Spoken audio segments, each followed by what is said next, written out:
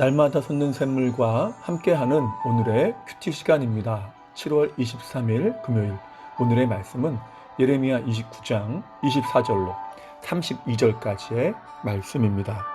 너는 느헬람 사람 스마야에게 이같이 말하여 이르라. 만군의 여호와 이스라엘의 하나님께서 이와 같이 말씀하여 이르시되, 네가 네 이름으로 예루살렘에 있는 모든 백성과 제사장 마세야의 아들 스바냐와 모든 제사장에게 글을 보내 이르기를, 여호와께서 너를 제사장 여호야다를 대신하여 제사장을 삼아 여호와의 성전 감독자로 세우심은 모든 미친 자와 선지자 노릇을 하는 자들을 목에 씌우는 나무고랑과 목에 씌우는 쇠고랑을 채우게 하심이오늘, 이제 내가 어찌하여 너희 중에 선지자 노릇을 하는 아나돗 사람 예레미야를 책망하지 아니하느냐? 그가 바벨론에 있는 우리에게 편지하기를 오래 지내야 하리니 너희는 집을 짓고 살며 밭을 일구고 그 열매를 먹으라 하셨다 하니라. 제사장 스바냐가 스마야의 글을 선지자 예레미야에게 읽어서 들려줄 때 여호와의 말씀이 예레미야에게 임하여 이르시되, 너는 모든 포로에게 전언하여 이르기를, 여호와께서 느헬람 사람 스마야를 두고 이같이 말씀하셨느니라. 내가 그를 보내지 아니하였거늘 스마야가 너에게 예언하고 너에게 거짓을 믿게 하였도다. 그러므로 여호와께서 이와 같이 말씀하시니라. 보라, 내가 느헬람 사람 스마야와 그의 자손을 벌하리니 그가 나 여호와께 패역한 말을 하였기 때문에 이 백성 중에 살아남을 그의 자손이 하나도 없을 것이라. 내가 내 백성에게 행하려 하는 복된 일을 그가 보지 못하리라 하셨느니라. 이것은 여호와의 말씀이니라. 새로운 아침입니다. 여호와 니시 하나님은 우리로 승리하게 하시는 분이십니다. 인류 역사는 참과 거짓의 충돌의 역사라고 할 수 있을 것입니다. 이미 에덴 동산에서 선악과를 먹으면 죽을 것이라는 하나님의 말씀과 그것을 먹어도 결코 죽지 않는다는 뱀의 거짓말이 충돌했었죠. 이렇듯 사람들은 진리인 하나님의 말씀과 사탄의 거짓말 사이에서 끊임없이 선택의 과정을 겪어온 것입니다. 오늘 본문 역시 마찬가지이죠. 하나님의 메시지와 거짓 선지자의 메시지가 충돌합니다. 예레미야 29장 초반부를 보면 예레미야는 하나님의 명령대로 포로로 끌려간 백성들에게 편지를 씁니다. 597년에 2차로 끌려간 백성들이죠. 대표적인 사람들이 여호야긴과 에스겔 같은 사람들입니다. 그리고 그 편지는 이듬해인 596년경에 쓰여진 것으로 보입니다. 그 내용이 무엇입니까? 바벨론 땅에서 집을 짓고 텃밭을 일구며 가정을 꾸리고 번성해야 하고 심지어 자신들의 거하는 곳에 평안을 구하라는 것입니다. 이 편지가 의미하는 바가 무엇입니까? 포로로 끌려간 자들이 빠른 시일 내에 돌아오지 못한다는 것입니다. 거짓 예언처럼 2년 내에 돌아오는 것이 아니라 70년 동안 오래 머물러야 한다는 것이죠. 때문에 그곳에 정착할 준비를 하라는 것입니다. 이러한 예레미야의 편지는 바벨론으로 끌려간 백성들에게 큰 반발을 불러일으킨 것으로 보입니다.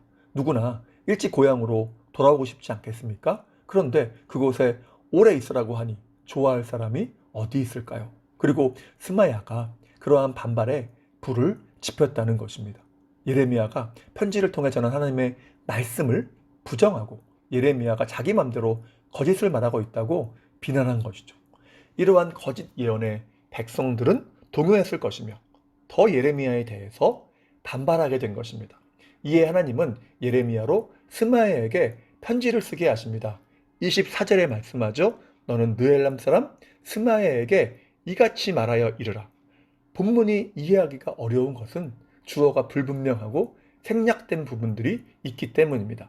24절 역시 주어가 생략되었는데 여호와께서 이르시되라는 표현이 생략되어 있죠. 그러니까 하나님께서 편지를 쓰게 하신 것입니다. 그리고 그 편지의 내용은 아마도 스마야를 책망하는 말씀이 적혀 있었을 것입니다. 그러나 그 내용은 생략되어 있고 25절부터 스마야의 거짓 예언을 고발하는 내용이 나오는 것이죠. 그 내용이 무엇입니까? 스마야가 예루살렘의 모든 백성들, 특히 제사장 스파냐에게 편지를 썼는데 그 편지에서 자기 말을 마치 하나님의 말씀인 것처럼 이야기했다는 것입니다. 그것을 고발하는 것이죠. 자, 그 내용은 무엇입니까? 26절에 나오는데요. 하나님께서 너를 제사장으로 삼고 여호와의 성전에 감독자로 세우신 것은 미친 자와 선지자 노릇을 하는 자들을 징벌하고 착고에 채우라고 하심인데 왜 선지자 노릇을 하는 예레미야를 책망하지 않느냐는 것입니다. 바벨론에서 오래 살 것이니까 돌아올 생각하지 말고 그곳에서 정착할 준비를 하라고 말하는 이 예레미야가 미쳤다는 것입니다. 더욱이 예레미야에 대해 선지자 노릇만 할 뿐 참 선지자가 아니라고 이야기합니다. 이렇게 예레미야가 참 선지자가 아니라고 할 때의 문제가 무엇이겠습니까? 그렇게 된다면 그가 전한 하나님의 말씀의 권위와 진실성이 흔들린다는 것입니다.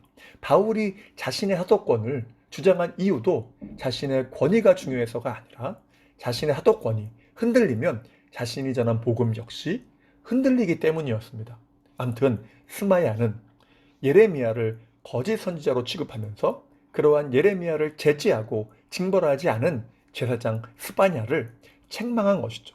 이러한 편지가 예루살렘에 도착했을 때에 제사장 스파냐는 그것을 예레미야에게 들려줍니다. 그리고 그때 하나님의 말씀이 다시 예레미야에게 임하게 되죠.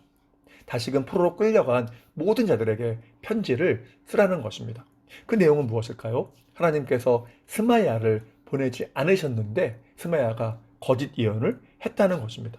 이 정도면 어느 것이 하나님의 말씀이고 거짓 예언인지 구별하는 것이 어렵지 않겠습니까? 예레미야는 그곳에 오래 있을 것이니 정착할 준비를 하라고 하고 스마야는 예레미야는 미쳤고 그가 말한 것도 거짓이라고 하고 다시 예레미야는 스마야는 하나님이 보내지 않으셨는데 그가 거짓 예언을 한다고 하고 도대체 어떠한 것이 진리이고 어떠한 것이 거짓이라는 말입니까?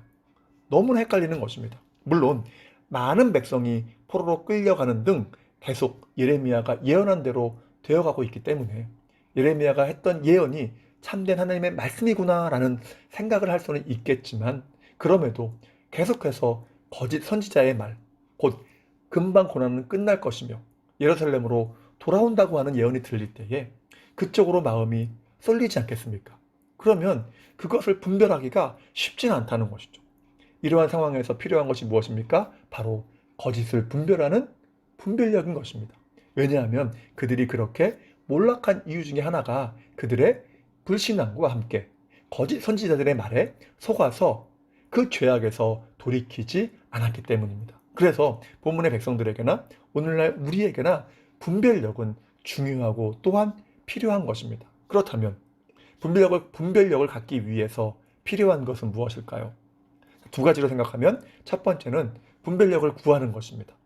욥기 28장에서 지혜와 총명, 곧 모든 상황의 이해력과 분별력의 출처가 어디라고 합니까? 하나님이라고 합니다.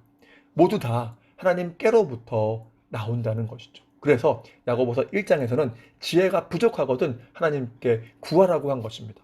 구하면 꾸짖지 않고 주신다는 것이죠. 두 번째는 무엇입니까? 말씀을 가까이 하는 것입니다.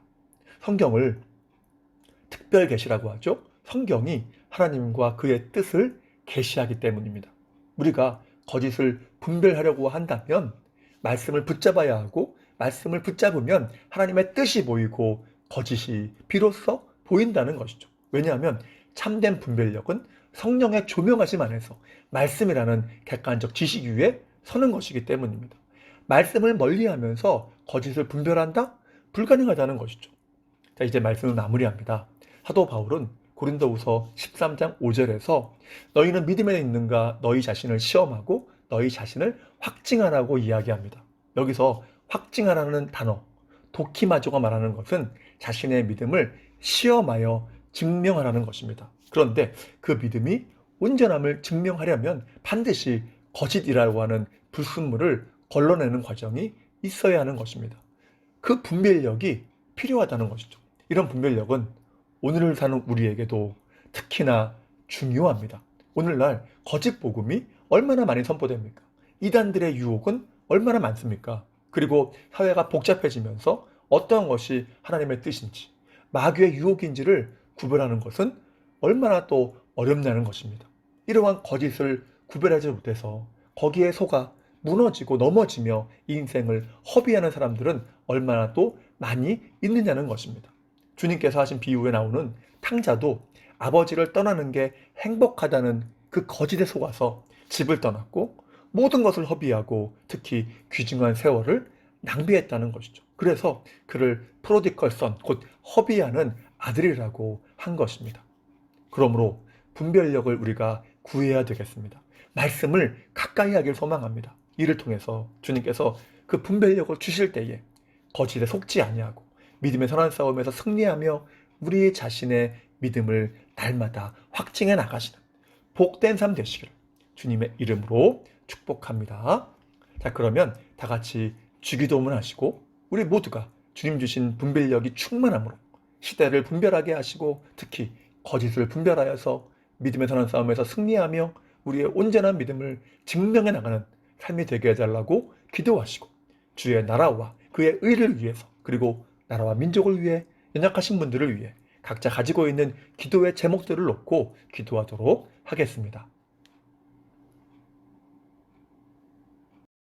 하늘에 계신 우리 아버지, 아버지의 이름을 거룩하게 하시며 아버지의 나라가 오게 하시며 아버지의 뜻이 하늘에서와 같이 땅에서도 이루어지게 하소서. 오늘 우리에게 일용할 양식을 주시고 우리가 우리에게 잘못한 사람을 용서하여 준 것 같이 우리 죄를 용서하여 주시고 우리를 시험에 빠지지 않게 하시고 악에서 구하소서. 나라와 권능과 영광이 영원히 아버지의 것입니다. 아멘.